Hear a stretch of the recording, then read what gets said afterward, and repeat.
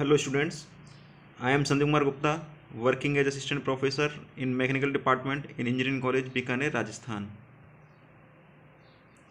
तो previous lecture में हमने देखा था कि कैसे हम गवर्निंग इक्वेशन फाइंड करते हैं और फिर उसकी हेल्प से वाइब्रेशन सिस्टम की नेचुरल फ्रीक्वेंसी फाइंड करते हैं। अब कुछ एग्जाम्पल और देखेंगे कैसे गवर्निंग इक्वेशन निकालेंगे और कैसे उसकी नेचुरल फ्रीक्वेंसी फाइंड करेंगे।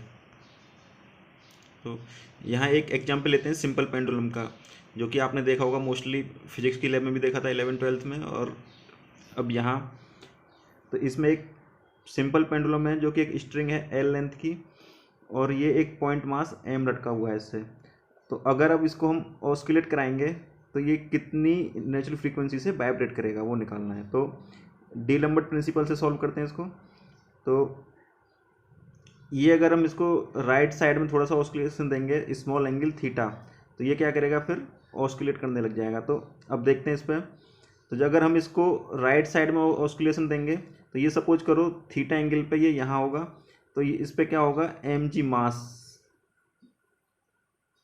नीचे की तरफ होगा। तो इस मास की वजह से इस पर जो टॉर्क आएगा वो टॉर्क क्या होगा, क्लॉकवाइज डायरेक्शन में। और कितना होगा, फोर्स इनटू परपेंडिकुलर डिस्टेंस। तो फोर्स क्या होगा, एम जी नीचे की तरफ, एम जी, और ये परपेंडिकुलर डिस्टेंस कितनी होगी, परपेंडिकुलर डिस्टेंस ये एल थीटा क्या है, क्योंकि ये थीटा एंगल और एल स्ट्रिंग, तो ये कितना हो जाएगा एल थीटा। टॉर्क कितना होगा, M G L theta, direction clockwise direction. और तो इसमें कोई टॉर्क आएगा नहीं। अब क्या आएगा, जब ये मूव करेगा तो इसको बताया था डी लम्बर्ट प्रिंसिपल ने, तो इसको स्टैटिक पोजीशन में लाने के लिए क्या होगा, एक इनर्शियल टॉर्क या स्यूडो टॉर्क लगेगा और मोशन की अपोजिट डायरेक्शन में। तो अगर हमने थीटा इसको ऑस्किलेट किया इधर की तरफ, तो इनर्शियल टॉर्क किधर लगेगा, क्लॉकवाइज डायरेक्शन में, मोशन के अपोजिट डायरेक्शन में। वो किसके बराबर होगा, आई अल्फा। तो अब देखते हैं इसकी। तो अब जितने भी नेट टॉर्क हैं वो सब क्या होने चाहिए, जीरो। तो कौन कौन से, I alpha inertial torque, M G L theta जो मास एम की वजह से टॉर्क आया, तो इसका सम क्या होगा, zero. I mass movement of inertia, तो mass movement of inertia M point mass है, तो किसके अबाउट लेना है, जिस पॉइंट के अबाउट ये ऑस्किलेट करेगा। तो इस पॉइंट के अबाउट ऑस्किलेट करेगा तो इसके अबाउट क्या होगा, mass movement of inertia M into L square. तो M L square, alpha is angular acceleration, then M G L theta. अब इसको अगर हम कंपेयर करें, जो गवर्निंग इक्वेशन निकाली थी हमने, वो एम ए प्लस के एक्स इक्वल टू जीरो। तो इन दोनों को अगर हम कंपेयर करें तो यहाँ ए एक्सलेशन, तो उसकी जगह एंगुलर एक्सलेशन, यहाँ एक्स डिस्प्लेसमेंट, यहाँ एंगुलर डिस्प्लेसमेंट। तो अगर वहाँ हमारी एम डब्ल्यू एन था अंडर रूट के वाई एम मीन्स एक्स का कोफिशियंट अपॉन एक्सलेशन का कोफिशियंट। तो अगर हम उससे ही कंपेयर करें इसको, तो यहाँ एक्स का कोफिशियंट यानी थीटा का कोफिशियंट एम जी एल, एक का कोफिशियंट यानी अल्फा का कोफिशियंट एम एल स्क्वायर। तो ये क्या होगा, एल से एल कैंसिल, एम से M cancel, G by L. तो ये आपने देखा भी होगा derivation, omega N equal to under root G by L. अगर टी टाइम पीरियड अगर निकालें तो क्या आता था, 1/2 pi under root L by G. Sorry, time period T क्या होगा, 2 pi upon omega N, 2 pi upon omega N. तो 2 pi under root L by जी। अब एक नेक्स्ट एग्जाम्पल लेते हैं। इसमें क्या किया है, जो पॉइंट मास था उसकी जगह पे एक रॉड लगा दी है एम मास की, और एक स्प्रिंग के स्टिफनेस की इसके साथ अटैच कर दी है।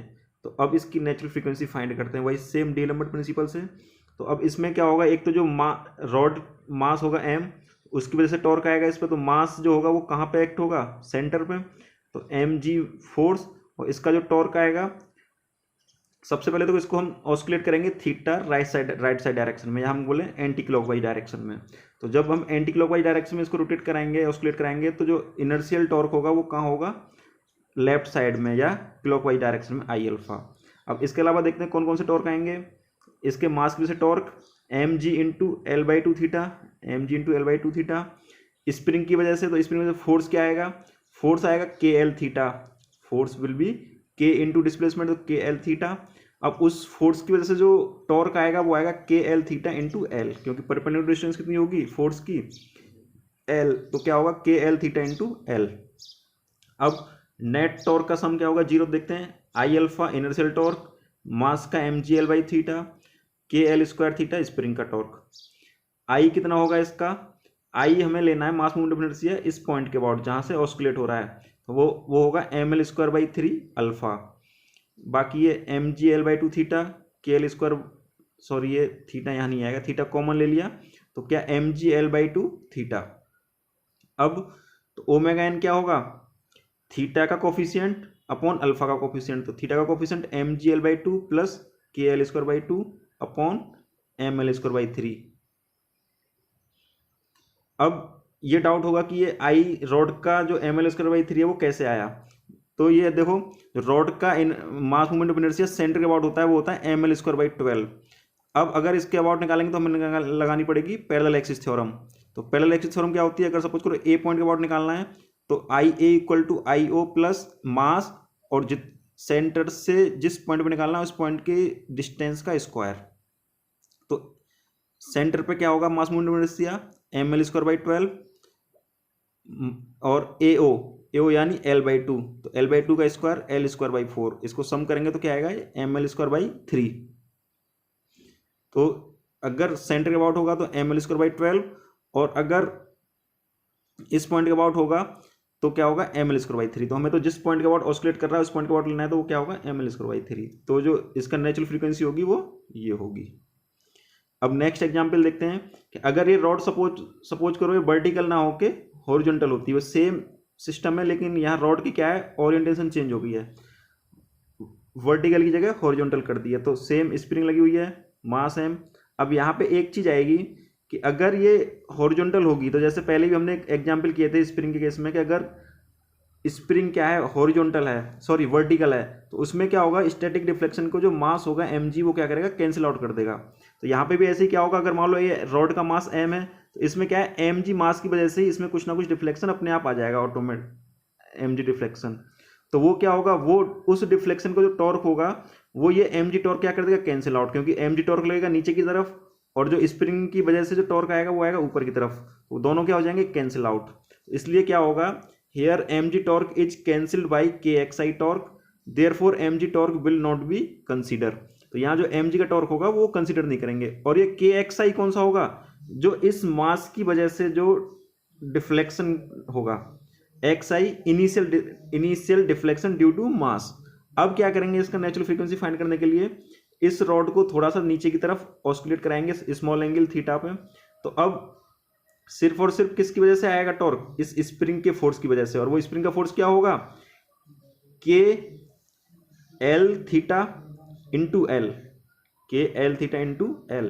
तो यहां सिर्फ और सिर्फ क्या होगा, जो प्रीवियस एग्जाम्पल था उसमें मास का कंसिडर नहीं करके बाकी सेम एज इट रहेगा।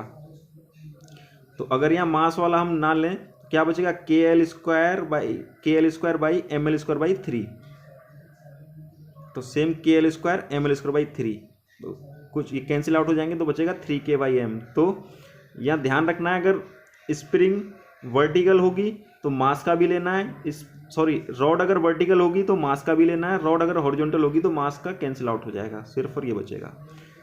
थैंक्स। नेक्स्ट लेक्चर में और एग्जाम्पल देखेंगे।